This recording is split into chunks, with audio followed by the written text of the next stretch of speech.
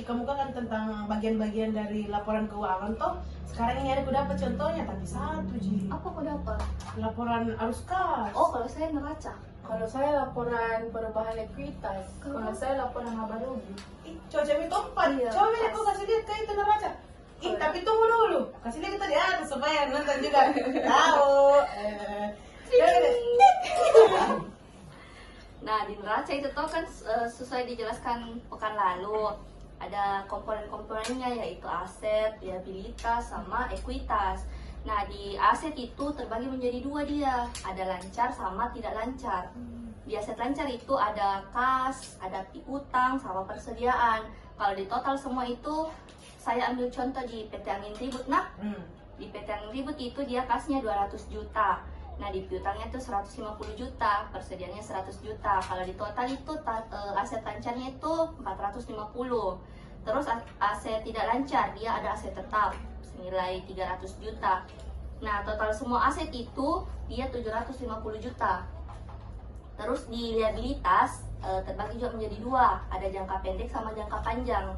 Di jangka pendek itu ada utang usaha senilai 80 juta.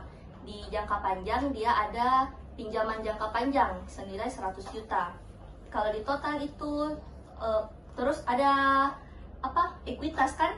Ekuitas itu ada modal saham, ada laba ditahan. Modal sahamnya dia itu 500 juta.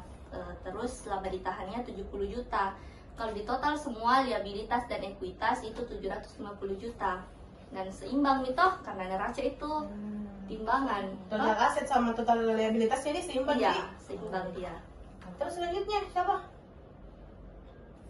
Laba rugi ya? Iya, laba rugi. Siapa? Kamu punya contoh mana? Kasih lihat toa. Seret. Nah. Contoh laba rugi itu dalam perusahaan Angin Ribut memiliki komponen dan jumlah. Pendapatan penjualan itu 800 juta. Total pendapatan 800 juta. Harga pokok penjualan 400 juta. Beban pokok penjualan 400 juta. Laba kotor, beban operasional 200 juta.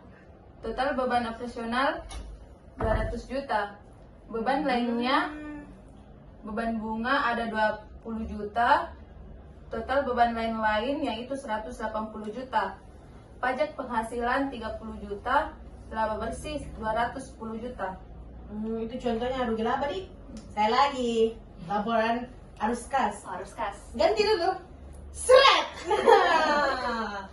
Nah, terus toh laporan arus kas ini mencatat keluar masuknya uang pada perusahaan. Yang kau lihat itu semua di atas.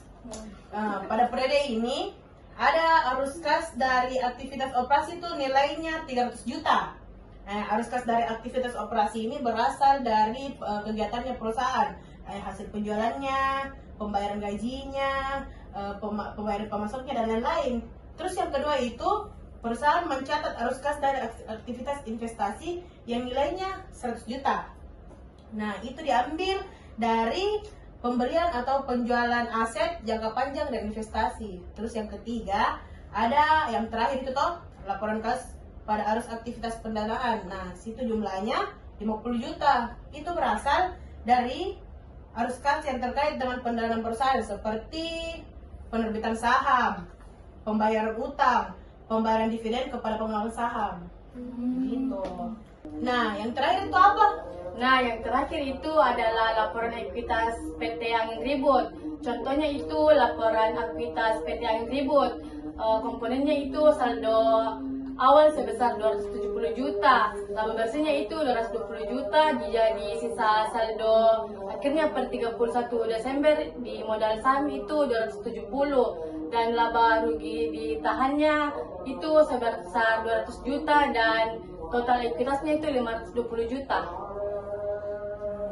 Jadi selesai ini empat contoh toh yang kita kemukakan toh. Nanti minggu depan kita bikin lagi toh mengenai penjelasan selanjutnya. Oke, terima kasih nah semuanya.